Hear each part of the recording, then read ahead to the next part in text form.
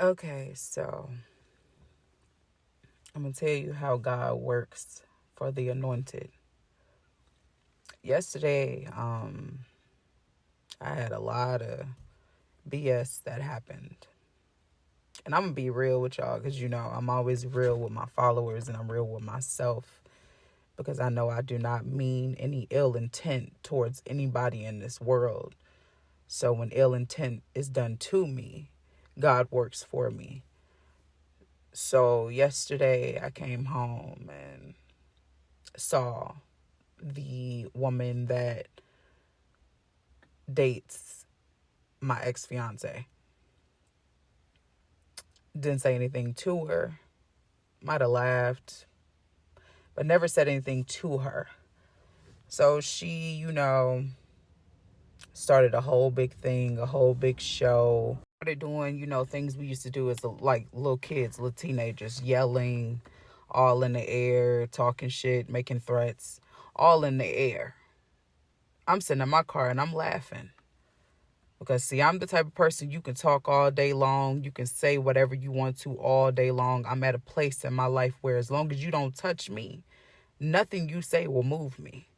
So while she's getting herself worked up and creating a show and I guess getting people to watch her, I'm just laughing because it's funny to me that you have to go to this length to prove anything.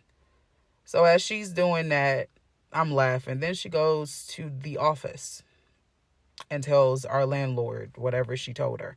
Keep in mind, she's the one who created this big riffraff on her own. So I go in, I talk to our landlord, I let her know what's going on. And like I told our landlord, if she puts her hands on me, I'm going to have to defend myself.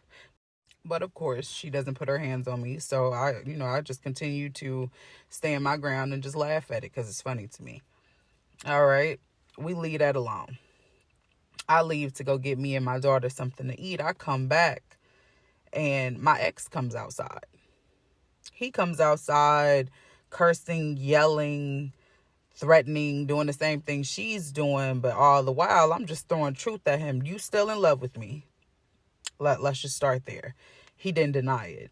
I said, did you tell the girl that you're only living with her for a place to stay? He didn't deny it. So, of course, he's saying names and like trying to ignore what I'm telling him, but he knows all the while it's true.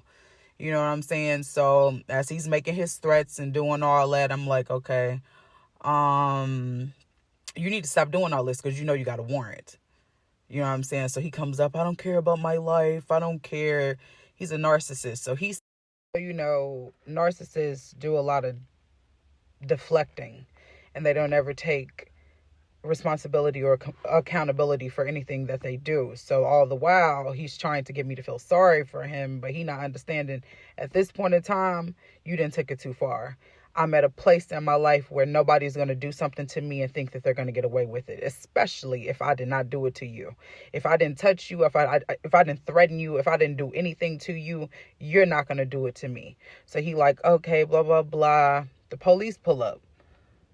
End up talking to them. Okay, I want an order of protection. I'm trying to understand why he would even need an order of protection when y'all are the ones threatening me. But okay, whatever. So I tell the police, I said, well, he's not even supposed to be over here anyway. He has a warrant. So the police goes back to his car. He checks his name. He pulls up the warrant. Goes upstairs, picks him up, takes him to jail. That was karma number one. So Shorty or whatever get mad. The police tell us do not say anything to each other, do not argue with each other, blah, blah, blah. I leave it alone. I go on by my business because I got too much to lose. I got my little kids with me. They watching the whole situation. I ain't got time for this shit.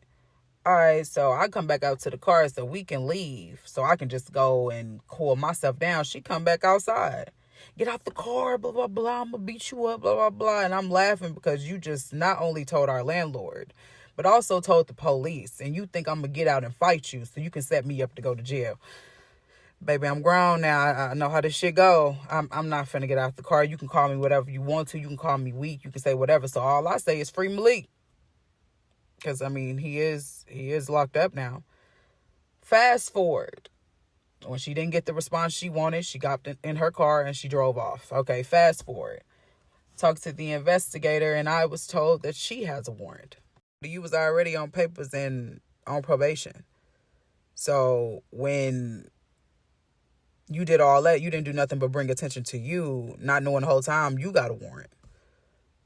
So I say all this to say, I never moved with any ill intent, any malicious intent. I stood my ground when I could have just did what my first mind told me to do and just beat both of their ass.